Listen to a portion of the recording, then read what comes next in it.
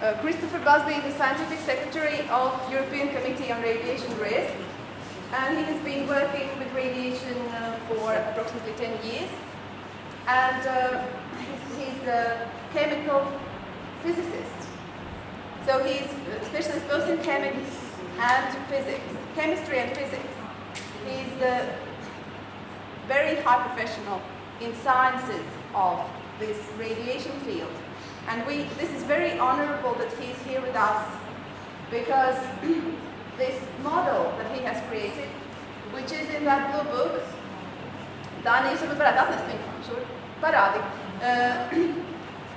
this is the blue book which has depicted the model of European Committee on Radiation Risk, which starts a new era in the world where radiation risk can be rightfully measured and predicted.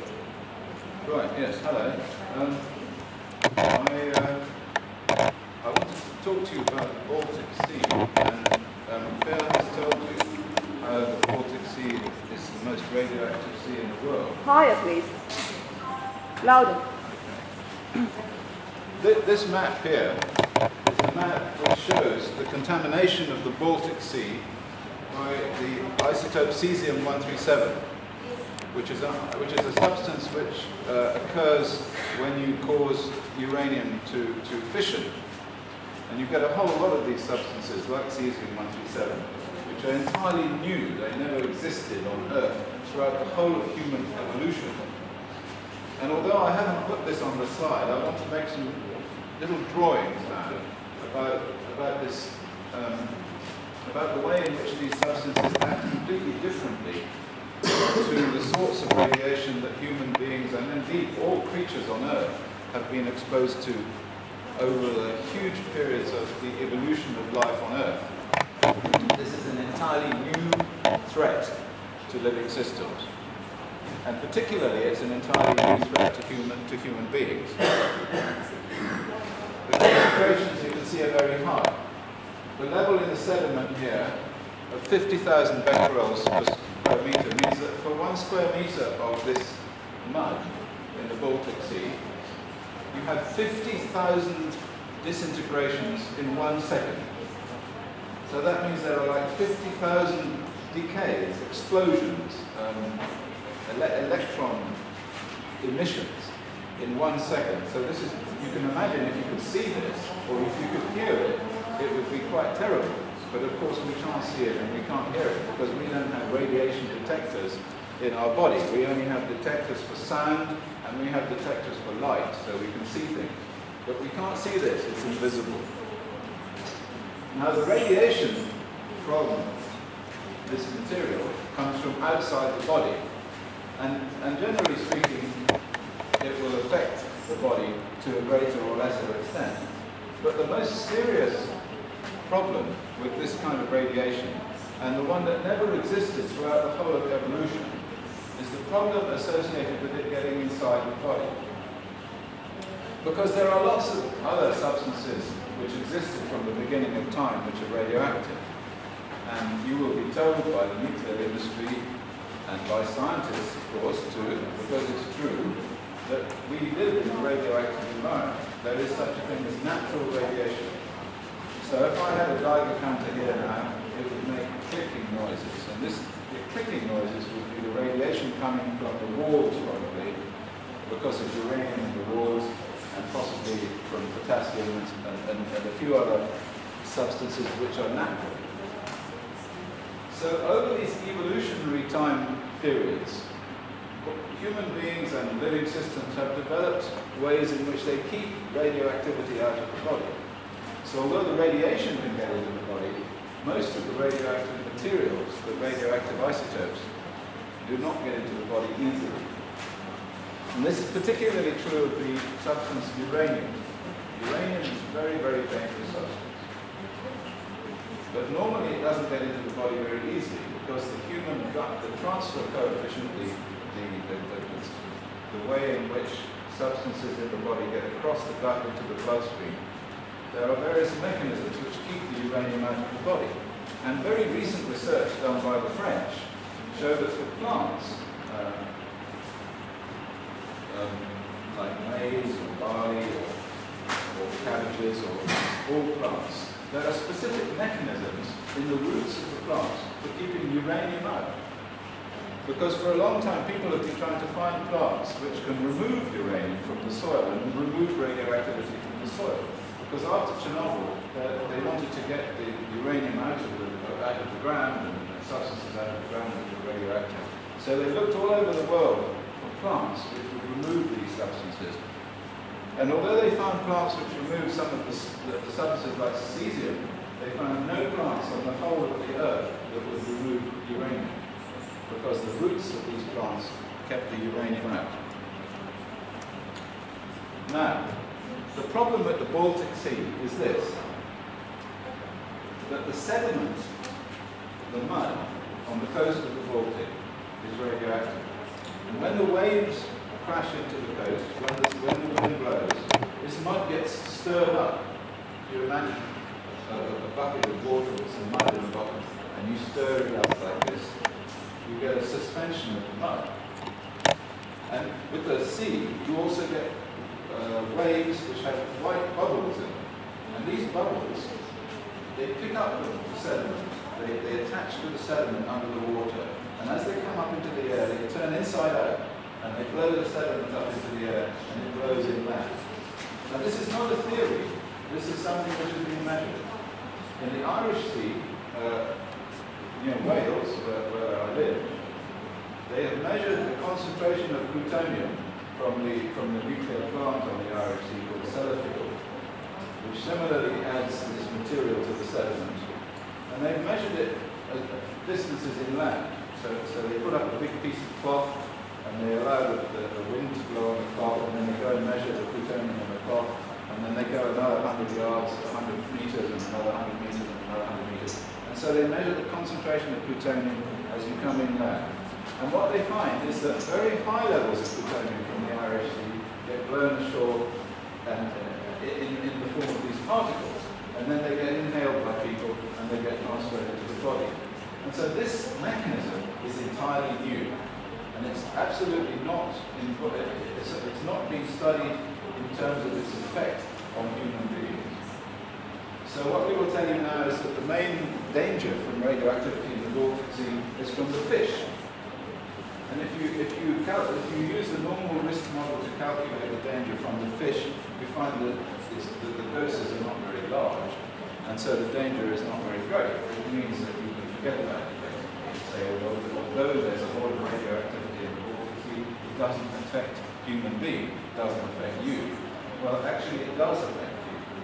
And the reason we know it affects you is because these measurements have been made of the substances inside the body. They've done autopsy measurements on human beings in England, dead people, they looked inside them, and they found the plutonium inside the people living near the Irish Sea. But also, if you look at cancer rates, if you look at the effects of these substances, you find that as you get close to the coast, the cancer rate goes right up. And I will talk to you a little bit about that and show you some of the results that we have found. Now, the amount of the radioactivity in the Baltic Sea mostly now comes from Chernobyl. And you can see here's a graph from Helcom of the sudden increase in cesium in the sediment in the seawater after the Chernobyl accident. It suddenly goes up, you see. And also other substances as well, uranium, strontium-90, and substances that bind to DNA and cause damage to DNA by directly attaching to the DNA in the body. This is a picture from the UN of the directions of the radioactivity from the Chernobyl accident. You can see that it came north from Chernobyl and it went into those Rigos there. See, there's Riga. So this is the Chernobyl accident, and this material came north. And the material, if I can get this inclusion, the material is in the form of particles. Chris, could you turn here when you talk? Can you go over there? the material is in the form of particles. This is a skirt that was worn by a lady who visited here from England. And when she came back to England, they took her skirt from her and put it on a photographic paper. And so you can see the little dots there. These are the radioactive particles that were drifting onto the Baltic, drifting north and drifting south and drifting all over the world from the accident at Chernobyl. So the question is, one which I've already asked, is what health effect does this contamination have? Now we know that this contamination, this material, had effects as far away from Chernobyl as Sweden. And you can remember from that map that I just showed you that the radiation came first to Riga, and then it went to Helsinki, and then it went to Stockholm. So if it went to Sweden, it certainly came to Latvia. And in 2004, a scientist, an epidemiologist called Martin Tondell, made a study of the increases in cancer in northern Sweden after the Chernobyl accident. And he looked at the period 1988 to 2004. And what he found was, by looking at areas where there were high levels of cesium and areas where there were low levels of cesium, he found that these were areas of high levels of cancer and areas of low levels of cancer. In other words, there was a correlation, there was a relationship between the amount of cesium from Chernobyl and the amount of cancer increases that there were. Oh yeah, sorry, I'm going the wrong way. And this is his paper, just to show you that the paper existed. And if you work out the predicted numbers of cancers that you would expect on the basis of the current radiation risk model, this is a risk model of the International Commission on Radiological Protection, the ICRP. And all countries of the world use this risk model to predict the amounts of cancer and ill health from exposure to radioactivity. So this is the model. And when you compare this model with what Tondell found, you found that there's an error, there's a mistake in the ICRP model of a factor of 600 times. That means there are 600 times more cancers in Sweden than there should be on the basis of the predictions. And of course, Tondell was attacked by the radiation risk authorities and by the government, and he was taken away from his work on radiation by his superior, a man called Lars Erik Holm. Now, his superior, Lars Erik Holm, was the director of medicine, of health, for the Swedish government at the time. And here he is. But the interesting thing about Lars Erik Holm is that before he became the director of health for the Swedish government, before then, he was the head of the ICRP. He was the head of the organization that decides on the risk model for radioactivity. And his position on Chernobyl is that nobody died. Nobody got cancer after Chernobyl. A few people got sick who were the cleanup workers.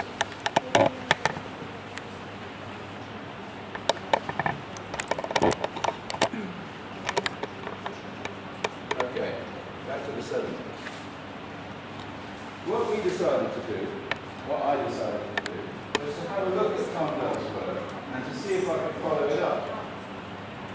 And I didn't have a lot of time for this, so what I decided to look at was breast cancer. Now, breast cancer is very much a radiation-induced cancer. After Hiroshima, there was a big increase in breast cancer. And the reason that the female breasts are very sensitive to radiation, particularly internal radiation, is because they have a very highly perfused irrigation system, which is connected very closely with the lymphatic system, which drains the lungs. So if you inhale radioactive particles, those radioactive particles get into the lymphatic system gets into the breast tissue get cancer. So in studies that I've done close to nuclear sites, we always find increases in breast cancer in those people who live near the nuclear sites. So what I decided to do was to look at the counties, because this data is available on the internet. You can't get smaller data, but you can get this data. And these are the Swedish counties. And you can see that some Swedish counties are close to the Baltic Sea, And other Swedish counties are close to Norway. They don't have a sea coast, so there's no coastal sediment there at all. So if we're right about the effect of the coastal sediment, we would have expected to find that the Chernobyl effect is near the sea, but far from the sea, you wouldn't expect to find such a high effect. And so we looked to see what there was. And so here in this table, you can see that the coastal counties, the ones next to the sea, are yellow. And the inland ones next to the Norwegian border, which have got no sea coast at all, these are green. And so we looked at this is breast cancer standardized rates per 100,000. We looked at breast cancer in 1984 and 1985, which is before the Chernobyl accident. And then we looked at, and this is the average for 1984 and 1985, this red one, okay? So that's before Chernobyl. And then we looked at 1988, 89, 90, and 91. This is after Chernobyl. And these are the rates there. These are standard rates that are available, anybody can look at. And this is the average of those four. So there they are. And look, you can see here quite clearly that if you compare the after Chernobyl with before Chernobyl, so in other words, that one is compared with this one, that one is compared with this one, and so on, all the way down. All of the coastal counties of Sweden had increases in breast cancer after Chernobyl, all of them. And highly statistically significant too. I haven't done the statistics here because there's too much to write on that. But you can see all of them are increased. And this one, Blekinge, or however you say it, has got the highest. Well, this one is the county which is closest to the sea and has the highest sea coast. And of course the inland counties actually came down. So there's no increase in this one, our lands, but in the other two you get a reduction in breast cancer. So although this is not proof, it certainly supports the idea that there's a problem. Now I did some work on Sellafield also, which I'll quickly show you. This is the Sellafield plant where they reprocess nuclear fuel on the Irish Sea.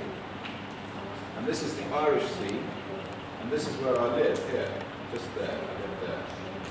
And this is where the Sellafield radioactive plant is. So this is cesium-137 into the Irish Sea. You can see the Irish Sea is also fairly closed up, but it's certainly not as closed up as the Baltic Sea. And you can, and so in the big period when they were releasing material to the Irish Sea from this plant was in 73 to 79, around about then. These are alpha emitters and beta emitters, and they turn up on the coast about 1 year after they get released. So that peak there turns up. It was released in 1974. It turns up in about 1981 on the coast in the sediment. Okay. And that's the sediment. That's what it looks like. This is radioactive. We can go there with Geiger counters and with gamma spectrometers and we can measure this stuff in the sediment. And of course, these particles that I showed you, like on that lady's skirt from Chernobyl, these particles also exist in the reprocessing emissions from Sellafield. And here's a picture of one of these particles inside a mussel, Mertillus edulus, or edible mussels. So if you eat mussels, you will get a radioactive particle also from that. Now this shows the concentration of plutonium by distance from the sea. And these are the particles in a core of mud. So you make a core of the mud and then you cut it in half, you freeze it and cut it down the middle and put a photographic plate against it. And then you can see there the particles there in the mud. And here's the plutonium as it blows inland. And now this is kilometers, so 1 kilometer is there, see? And you see most of the plutonium particles are in that 1 kilometer.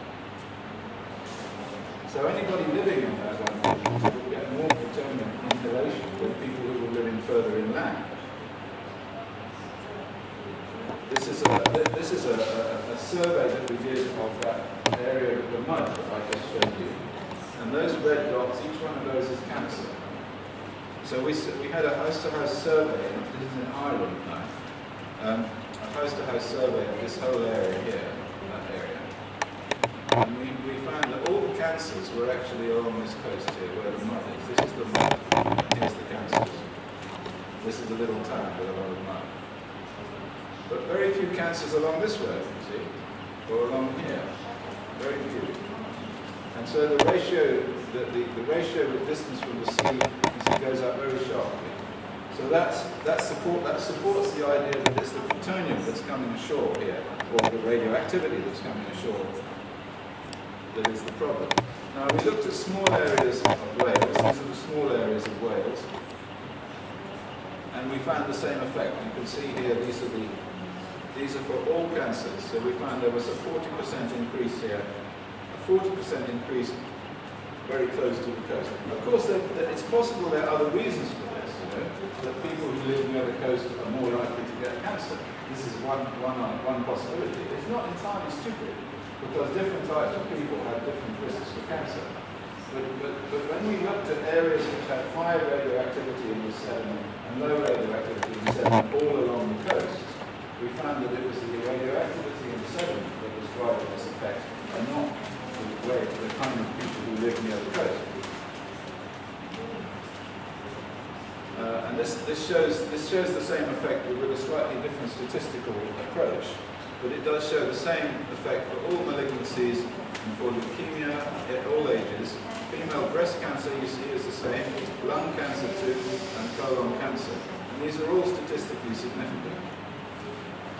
And they were mostly driven by areas which had high levels of radioactivity in the sediment. And it was also very bad for children. You can see that in the case of children, the risks went up three times or more. And in a more recent study we did of children in this area, we found they went up to 15, 20 times the national average in children who were living in this narrow coastal strip 1 kilometre. Okay. So how is it that these levels of dose, because we're talking about very small doses here, that's the point.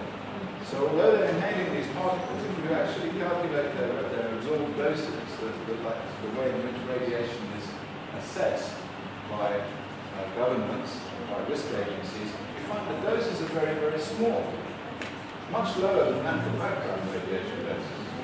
And so when anybody says, oh, well, these people have got cancer, they always say, the government always says the dose is too low. So in the case of Martin Tongdel's study, although there was an 11% increase in cancer, the increase in dose was about 1 millisievert. And 1 millisievert is about half the dose that you get in a whole year after background radiation. So the question is, how is it possible that these tiny little doses are causing these enormous cancer effects? Well, there is an answer to this question.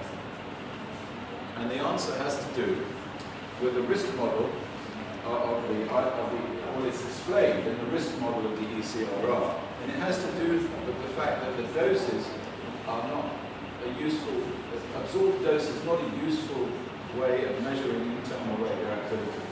Because internal radioactivity is not something that is averaged over the whole body, like external radiation is. So if I stand in front of an atom bomb, and there's a big flash, then all of my body gets a radiation dose. Each of the cells in my body gets the same amount of energy. But that's not the same for internal radiation, because if I inhale a particle and it gets into my body and it's here, where it is, there, then you can see all of the energy is concentrated in one place. But what the risk model will do, what the ICRP risk model will do, is it takes that energy and it dilutes it over the whole of my body, and it says, oh, it's a very small dose. And so it's very simple, it's a simple idea. It's not complicated, it's not rocket science, it's very, very simple. And it's worse than this business of the location in one place, because actually that one place for some radioactive isotopes, particularly uranium, that one place is the DNA, because the uranium has a chemical affinity for the DNA. It binds to the DNA. So if you have the DNA is here, it will stick there, stay there. So when it decays, when it gets off its radioactivity, it goes all into the DNA. This is the risk model book that we just showed you. And this actually interestingly shows, this picture on the cover shows the releases of photoelectrons from a particle of uranium. So it shows the location, again, the location of this. Now, I don't think I have an awful lot of time to talk, so you'll have to tell me how much more I've got, because I mean, I can just go on forever. So it might be better if I've more or less explained to you the problem, and also told you about our Baltic Sea study in Sweden of the breast cancer. So you have a picture, basically. The picture is that the Baltic Sea is fantastically radioactive and it's in the sediment. But the radiation is from particles, and so the kind of exposure that we get is not the same as the sort of exposure you get to natural background radiation, which is much more uniform. And to support this, we have done a study which backs up what Martin Tombo found, which shows these increases near the coast after Chernobyl in Sweden. And I was going to tell you and show you a little bit about work that we've done in the Irish Sea, where we found the same effect. Sudden increase very close to the coast in cancer, all types of cancer, and also the concentrations of these radioactive substances were measured very close to the Irish Sea coast, and you can see this effect where it falls down very quickly, in the same way as the cancer falls down very quickly. But you said that it's most in the sediment. Wasn't it in the water as well as the first study? It is in the water, but the point is that the concentrations in the water are much lower than the concentrations in the sediment. So when these particles drop out, mostly the particles end up in the sediment. And the soluble part of the, for some of these isotopes are soluble. Cesium-137 is quite soluble. So what that does is it is in the water. But mostly after a long time, and now we've got 20 years since Chernobyl, the concentrations in the water are not that high. And so the problem from the water is probably not as great as the problem from the resuspended Caesar transfer of the sediment. And incidentally, some measurements have been made by Helcom in Finland of the concentrations in the sediment as it's coming from the coast. And these measurements support what I'm telling you, which is that the concentration is very high close to the coast, and it's a little bit less high as you come inland. By the time you get 500 meters in from the coast, it's approximately the same as it is for the rest of the area. So that's kind of all I need to say, really. I mean, I can explain why it is, but I think I've given you a general idea about how this error exists. It exists because the use of the concept of absorbed dose for internal radiation, that's millisieverts, microsieverts, these units, they're no use when you're looking at internal radioactivity, because it has chemical properties which make it bind to DNA and put all its energy into one place, rather than having it open the whole body. So there we are. Thank you very much for listening, and